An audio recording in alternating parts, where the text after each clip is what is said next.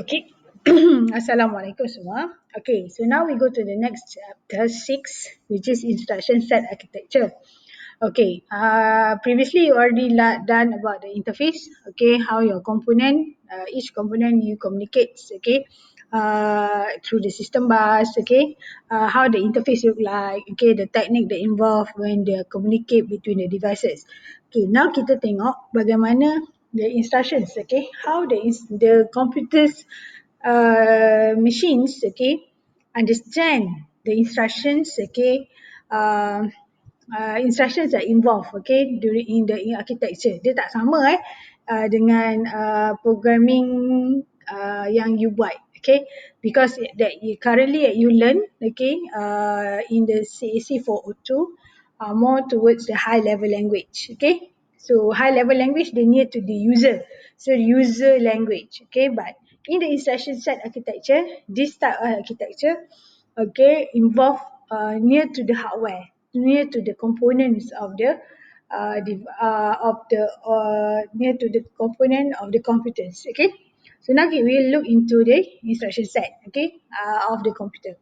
So this normally instruction set architecture is done inside the processor. Okay, so we have a complete collections of instructions that are understood by the CPU. Okay, so daripada user level language yang you belajar C++, Java, Ruby, um, whatever programming language that you done, okay, it's being executed by the CPU. So what the CPU understand, okay, these instructions will be have a interface, okay. So they serve as interface between the software and also the hardware. So CPU akan bila dia fetch the instruction will be translated into a bahasa mesin, okay, into the machine, in the machine language, okay. Why there is a machine language? Because the machine language is near to the hardware, so the hardware only knows the numbers, binary, okay, hexadecimals, okay, or octals, okay, in order to operate, okay. So all the instructions in the binary code will be specify the basic operation. For example, you have an add, subtract, multiplication, and also the logic operation such as AND logic, OR logic, exclusive OR logic, and so on. For the computers, okay, usually they will be in the assembly code. So kita panggil dia sebagai assembly language, okay. So this is where is your level, okay, whereby at the user levels, okay, at the software levels, okay, you are more towards using a high level language like C, C++, Fortran, Java, um, kita ada Ruby, okay, so kita ada Python, okay, all that kind of programming is used to you to design your program, how your program is to look like, more towards the user. But when you are going to when your instruction, your program tadi is being executed by the CPU, they are going to the hardware level. Okay, so because you require a software processor, you require memory, you require input-output devices. So all these things, okay, are at the hardware level. Jadi macam mana dia nak communicate? Macam mana dia punya from your program tu, dia nak communicate dengan hardware. So dia kena ada satu level language instructions. Okay, we call it instruction set architecture level. Okay, so dia bertindak antara software dan juga hardware. So di dalam ISO program ni dia akan execute, okay, by microprogram ataupun hardware. Hardware boleh faham bahasa instruction set ni. Okay, normally dipanggil sebagai assembly language ataupun kita tahu machine language. Okay, machine language is a low level format of the program which is where will be understand by your microprocessor. Okay, will be executed by the microprocessor, will be translated by the microprocessor, and then these instructions will be understandable, will be understood by your punya hardware. Okay, by your punya input device, by your output device, your punya memory, your hard disk, and so on. Okay, so this assembly code, okay, dia ada code dia. Okay, and then this is what the CPU is done. Okay, right. So who translate it is normally the CPU lah. So they coordinate and translate your punya instruction tadi, your punya user level language from your compiler. So that's why compiler will check the syntax first. Okay, any errors, the compile, okay, dah tak ada error baru kita run. Bila kita run the program, bila execute dia akan masuk ke low level format or the machine format. So bila dia masuk ke machine format dalam assembly, dia ada dua. Satu we call the operation code, or we can define as a operation code ataupun kita panggil dia sebagai opcode ataupun the operation type. And then we have the operand. Operand ni akan menunjukkan where the operation from the source and destination. Okay, operand ni dia bukan macam kita buat dekat program kita panggil as a variable. Okay, yang ni dia panggil lebih kepada operands. Okay, the operation mode ataupun the operations of the source and destination. Okay. Alright, so the instruction set architecture, okay, for the user level atau high level language like C, C++, Java, Fortran, Ruby, Python and so on, they require a compiler. So the compiler will compile all your punya instruction, user level instructions tadi, okay, into a bila dah okay, macam saya cakap tadi, alright, dia akan specify into a specific statement. Okay, so bila dah kat sini, dia akan translate to the machine language we call assembler. So assembler akan bertindak untuk translate, okay, you punya high level language tadi kepada machine language. So this machine language require architecture specific bits of pattern. So all these in binary and also the hexadecimal, and then they will come to instruction set, and this instruction set will near to your hardware. Okay. Alright. Dalam instruction set architecture ni, kita punya in the machine code, each instruction has unique bit of pattern. Setiap ni ada unique. Okay. Setiap instruction tu have a unique bit of pattern. Specific. Okay. So for human consumption, okay, well the programmers anyway have a symbolic representation that being used. Okay. So the operations, okay, dia ada dia punya representing symbolic representation. So dalam yang instruction ni dia lebih kepada machine code. So dia punya instruction is very short. Okay, tak panjang macam you dekat user level language. Dia very short because all these things will be compiled into a binary. So bila the binary dia akan cepat. And then the instruction is very short. Okay, so and symbolic in order to represent the operation code. For example, kalau kita nak buat add, okay, kita buat add.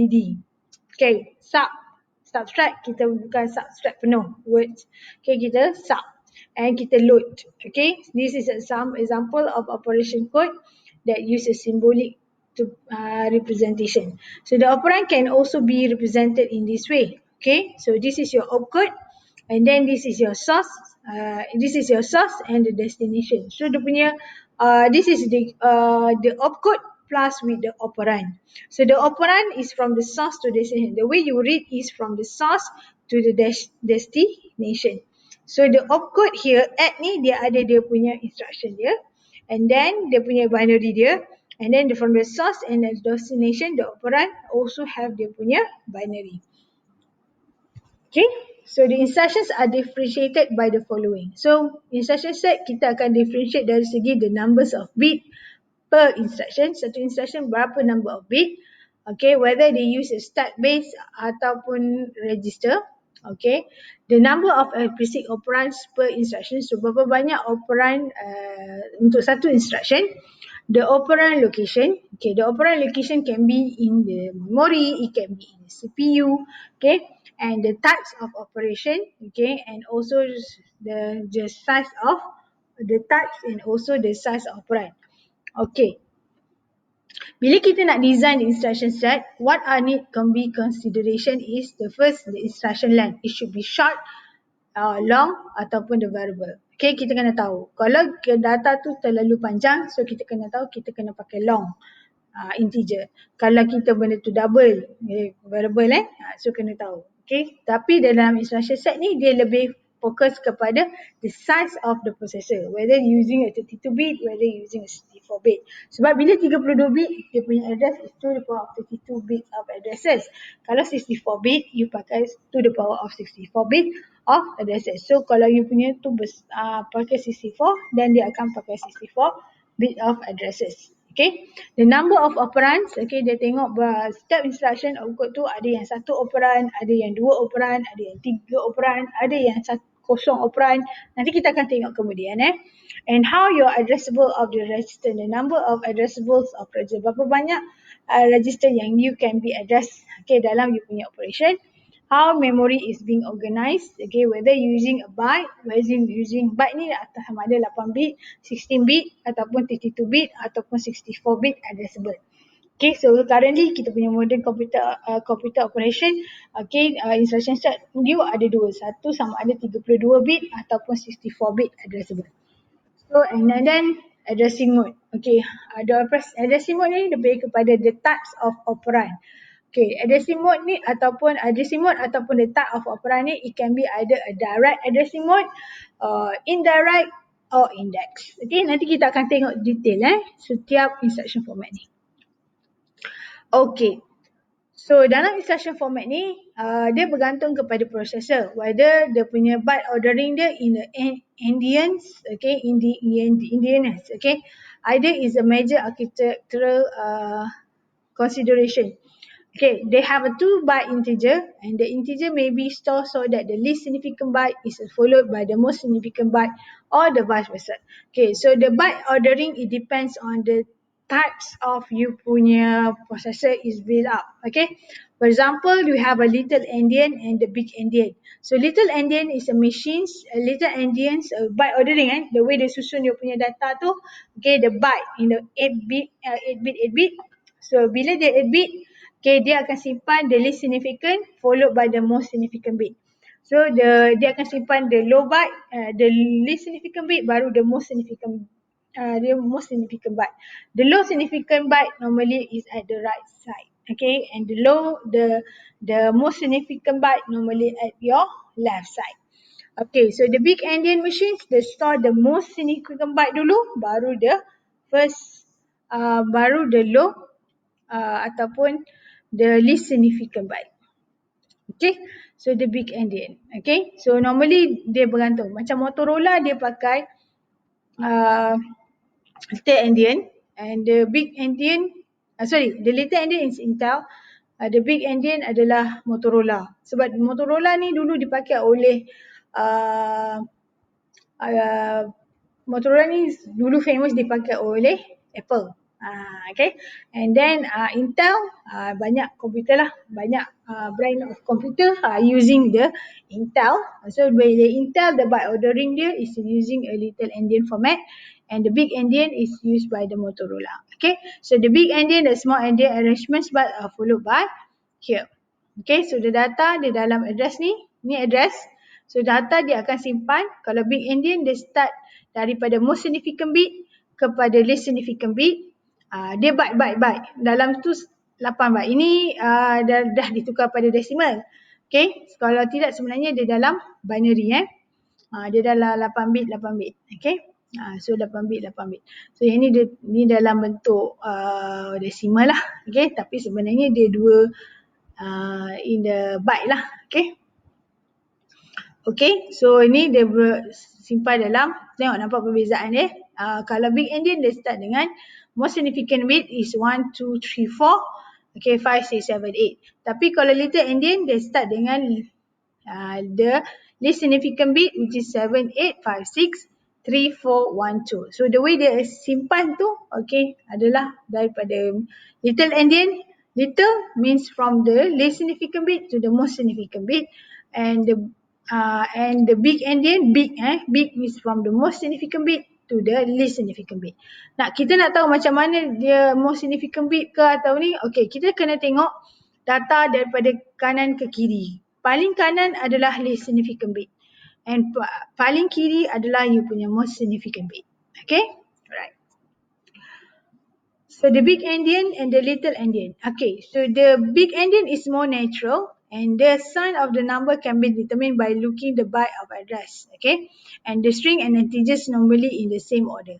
Okay, kalau little endian, it makes easier for you to values for non-words boundaries. Okay, dia tak perlu, tak ada boundaries, tak ada limitations untuk values. Okay, conversions from the 16 bit to the integer of to the 32-bit address do not require any arithmetic punya operation.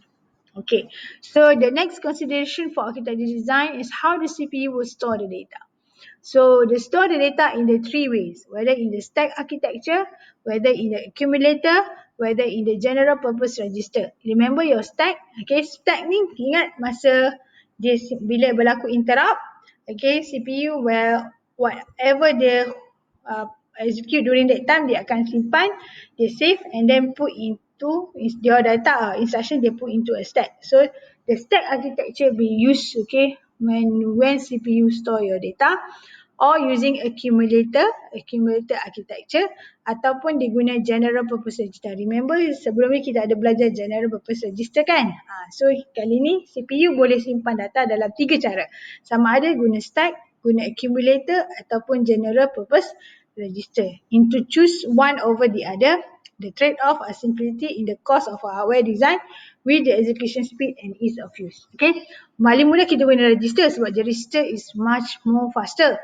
Okay, tapi dia mahal. Okay, kalau stack accumulator ni kita mungkin boleh pakai memori. Sama kalau stack ni kita pakai memori. Okay, murah sikit lah. So accumulator ni pun mahal juga. Okay, dia menggunakan dalam register. So the trade off so ikut kemampuan dan kemampuan dan juga the performance of the capability of the hardware. Okay, design. Okay, when you want to execute in the terms of the speed and also the ease of use.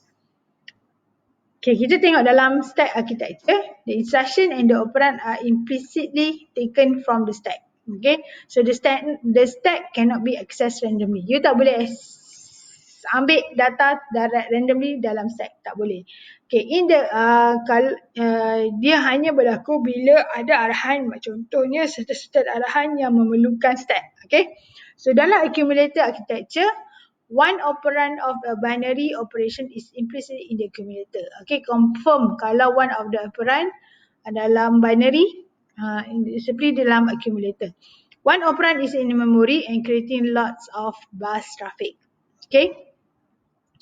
Okay, so general purpose register pula architecture dia use register instead of memory. Okay, yang ni dia pakai general purpose register, dia pakai GPR, dia pakai graphic general purpose register. Normally ini dekat dalam CPU. Okay, so dalam CPU dia gunakan register sebab register is the highest speed kan, but the costly. Okay, dalam memori punya hierarchy ingat register yang paling cepat kan, tapi size dia adalah limited.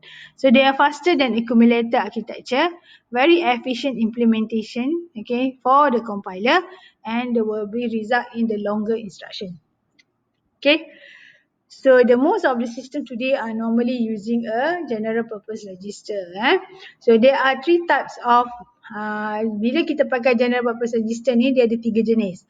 Sama ada dia going from memory to memory, okay, register to memory, and you have a load store di mana there are no operands, okay, will be involved in the memory. Okay, so the load and store, no operands may be in the memory. Okay, so memory to memory mana dia pakai memory, from memory disimpan, lepas tu dia masuk balik dalam memory, and register to memory, okay, from the register to memory ataupun memory to register, and then the load store. The number of operand and the number of available register has a direct effect on the instruction length. Okay, berapa banyak number of operand dalam awak punya ni bergantung kepada the availability of your register, can the direct effect of your instruction, the length of your instruction. Jadi kita akan tengok bila kita buat instruction set, nanti awak tengok. Okay, alright. So the stack machine use 1 and 0 operand instruction. So stack ni hanya digunakan, stack architecture ni digunakan untuk only 1 and 0 operand punya instruction set. Nanti kita akan buat arahan load dengan store ni memang ada for those yang pakai single memory operand, single memory address operand sebab kita load from memory and kita akan store back into a memory. Apa-apa going back to the memory. So that's why load and store is normally used for the single memory operand. Okay, so other instruction can use from the use operand from the stack and implicitly. Push and pop operation normally involve only in the stacks of top element. Push means you push data into a stack. Pop means you taken out your data or your instruction from the stack. Okay. All right. So the another binary instructions such as add, multiplications. Okay. Use the top item on the stack. Okay.